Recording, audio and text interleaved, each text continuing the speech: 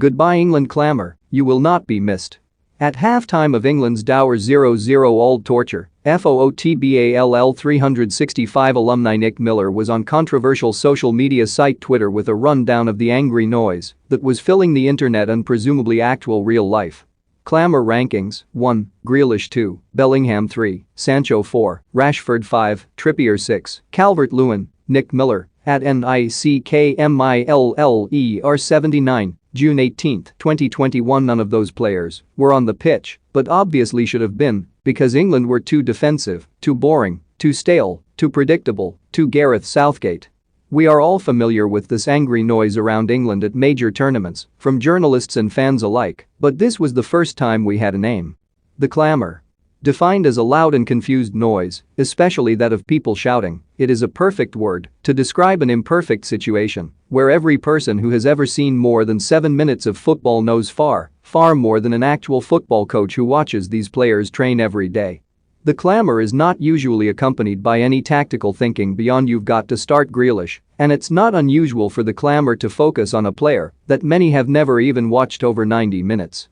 What is important is the noise and the notion that the manager is inexplicably simply getting things wrong. The fact that Grealish then came on the pitch and did nothing of note bar passing to an advertising hoarding is ultimately unimportant because that just means that he was undercooked and should have started. Grealish did then start against the Czech Republic, but by that juncture, there were other obvious mistakes and more absent players to provoke uproar. By now the defensive midfield pair of Calvin Phillips and Declan Rice was out of favor, while the concept of Bukayo Saka on the right was treated like it was something devised by the Make-A-Wish Foundation to give a young boy from Ealing his dying wish. Where the F was Jadon Sancho? Updated clamour rankings: 1. Sancho 2, Bellingham 3, Foden new entry 4, Calvert-Lewin 5, Henderson new entry 6, Grealish. Few people are a bit confused and are reflexively clamoring having not looked at the team. Nick Miller, at NICKMILLER79, June 22, 2021. You might have thought that victory and painless qualification for the knockout rounds would silence the clamour, but that would be naive. We had a week of vociferous calls for Grealish, the occasional shout for Jordan Henderson and concerted campaigns for Southgate to take the handbrake off just at the point where taking the handbrake off would have been absolutely ludicrous. I was sat in the highest pub in the world on Friday and was forced to listen because of course the manliest men speak so very loud that you have no choice to a group of bikers saying that they would not have Raheem Sterling anywhere near the team. This was the same Raheem Sterling that had scored every England goal at the tournament so far. The biggest bullshit in the highest pub. The clamour reached a crescendo at 4 p.m. on Tuesday when Southgate's lineup was revealed.